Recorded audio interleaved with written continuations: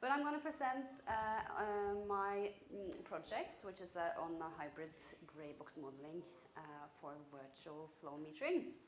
And just shortly, I'm Mathilde, and I'm a PhD candidate in the BRU21 project, but I'm defending my thesis actually next week, so possibly soon to be a doctor. My work is supported by Lundin Energy Norway, but it has also been a collaboration project with Solution Seeker and Technique FMC. So let's just get kickstarting into the title of the presentation. So what is really a virtual flow meter? So a virtual flow meter is a measurement device like the one visualized here, but instead of sort of being a physical device that you can touch or hold in your hand, it's a virtual one, so everything happens in the computer. And what we try to predict is fluid flow. It can be water, like illustrated here, but could also be petroleum through a production system. So it could be fluid flow in any kind of devices, like pipes or valves or something like that.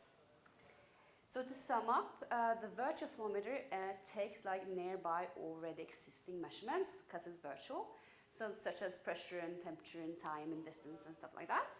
And we use mathematical models to try to say something about the desired output. So in this case, the fluid flow.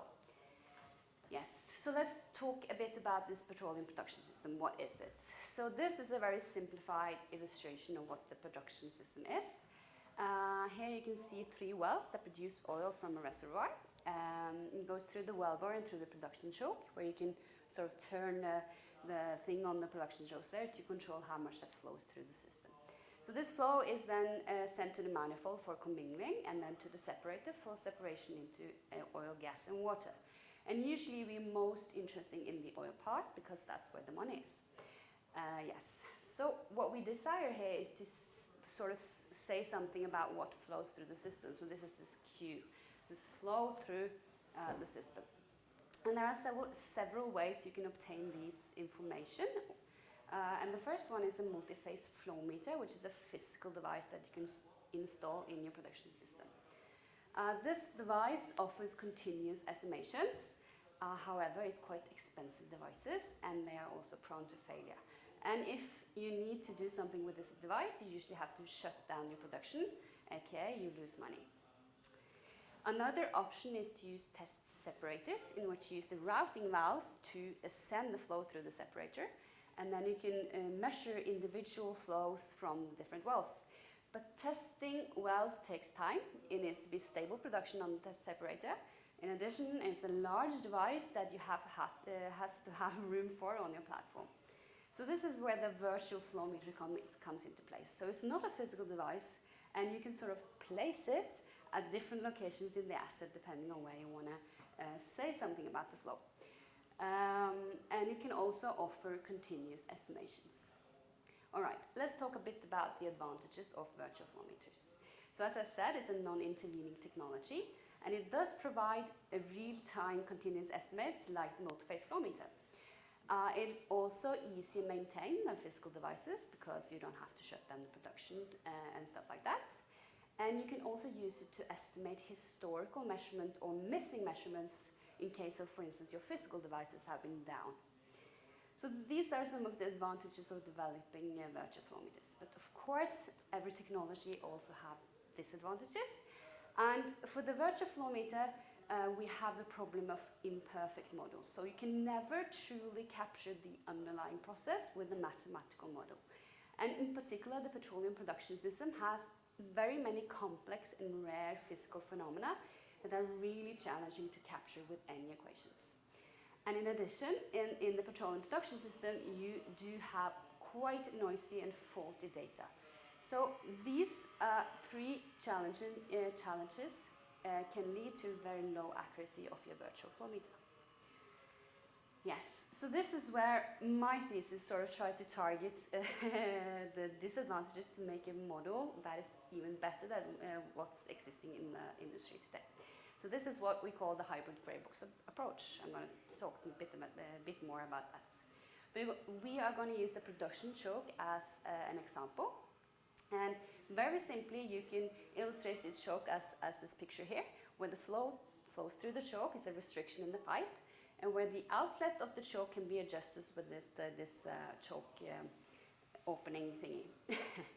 So you can use nearby measurements such as pressure and temperature upstream and downstream the choke to say something about the flow through this system.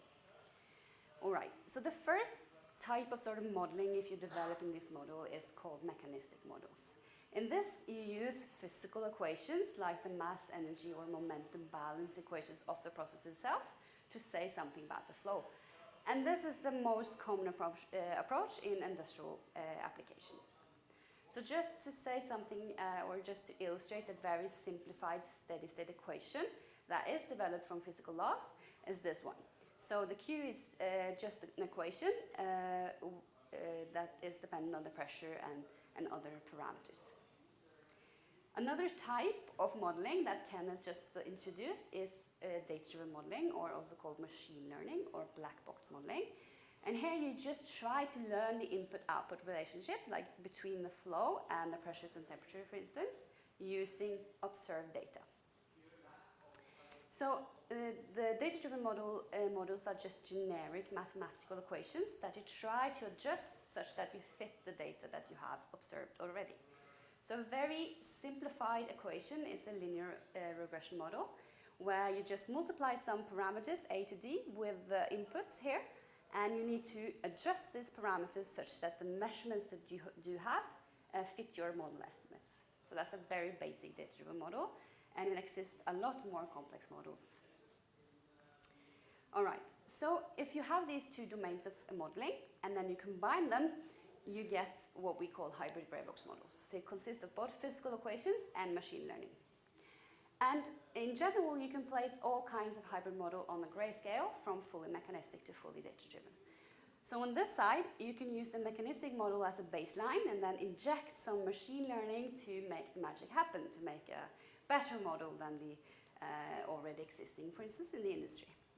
So on this side, you use the data-driven model on baseline and then inject some physics to make the data-driven model behave more like you should expect from physical processes.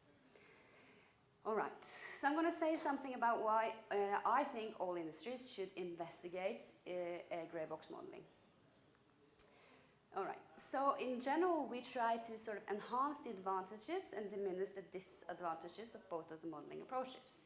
So in particular, we are very interested in retaining sort of the scientific consistency of the mechanistic models because they are, of course, developed by physical laws, so they do adhere to physical behavior. But we also want to use the flexibility of data-driven models to capture phenomena that we cannot model with first principle laws. All right, so even though this is the sort of the goal to enhance the advantages, you might end up in the opposite. So you might as well end up in enhancing the disadvantages and diminishing the advantages, which is unfortunate. Yeah, for instance, you can end up with a model that has an opposite behavior of what is like expected, or you can be very sensitive to noise, or have very poor extrapolation power to process conditions you haven't seen before. But I believe that if you are able to find this pertinent balance between learning from data and learning from physics, you will be able to make a model that is superior to its parent methods. So this is what my PhD thesis is all about. All right, so I'm going to show you some results that I've gotten during the PhD work, but of course I'm not able to show you everything, so if you're interested, these are our articles on the topic, and of course you can approach me with any questions you would like. All right, so in my work, I've been lucky enough to work with real data from the asset Edvard Grieg, and I've been working with data from 10 petroleum wells. And some of the results I'm going to show today is from this article here. So I've used the production choke as before to develop my hybrid models. And I used a mechanistic choke model called the Sachdeva model, and I'm not going to go into details about that one because that will require more time.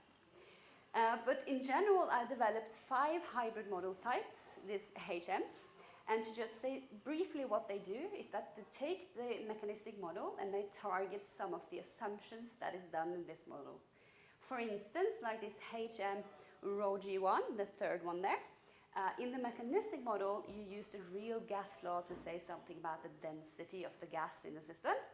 But we know that this can be incorrect at times. So instead of using this one, we are trying to use a neural network to say something about the gas density. So this is the same for all the hybrid models. They target some of the assumptions. And of course, I've compared this to this fully mechanistic model and a fully data-driven model to see how they compare. So this is an illustration of the error distribution across the 10 wells. So the horizontal line in the box plot here is the median performance across the 10 wells. So this is the maximum, mean absolute percentage error of the models I developed. So what you can see here is that the mechanistic model actually has the worst median performance. And at least three of the hybrid models do have better median performance than the mechanistic model. So that's a good thing. But you can also see that the best median performance was achieved by the data-driven model. And in fact, this is because the data I've been working with are very good data. And we have a lot of data, but I believe that if you go to domains where you have less data, I've actually proven this in other articles as well, the results will be quite different. So the data-driven model are very data dependent. All right. Yeah, what we also can see is that we have sort of quite a high error, so between 9 and 14% error. So this is not ideal, and we've investigated this more in several other articles. But what we did see is also that if we use the models for only 1 week ahead instead of 3 months ahead, which was actually the last slide, you see that the average performance dropped quite a lot. And this is because of the non-stationarity of the reservoir. And because you extract oil from the reservoir, the pressure in the reservoir will keep decreasing. And our models that are based on steady-state assumptions will not be able to capture this. So this is actually explored in one of my latest articles as well. So feel free to read that one. All right, so one thing is sort of the performance in terms of the error, but another one is whether or not the model behaves in a physical sense. So we did a short sensitivity study where we perturbed the pressure upstream the choke and the choke opening by a certain amount, and we looked at the oil flow rate out of the model. And what we should expect is an increase in the oil flow rate for an increase in the pressure of the choke opening. So what you can see here is that the data-driven model on the far right side is that the data-driven model is actually not behaving in a physical sense. And this is not good for engineers that want to use the model to study the behavior of the process.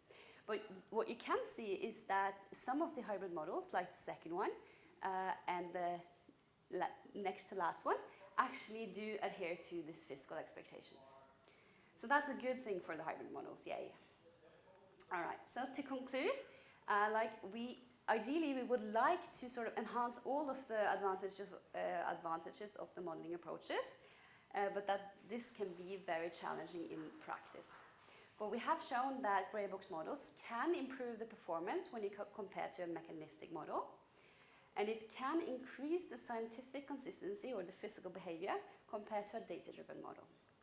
But from these results, we are not yet demonstrated that the hybrid models is a superior approach to the parent methods. But also a sneak peek that in this article we do actually show that hybrid models can be vital in certain scenarios, especially when it comes to this time aspect that I talked about, and that I still believe that we should develop hybrid models when we are lucky enough to have both physics and data. All right, that was it.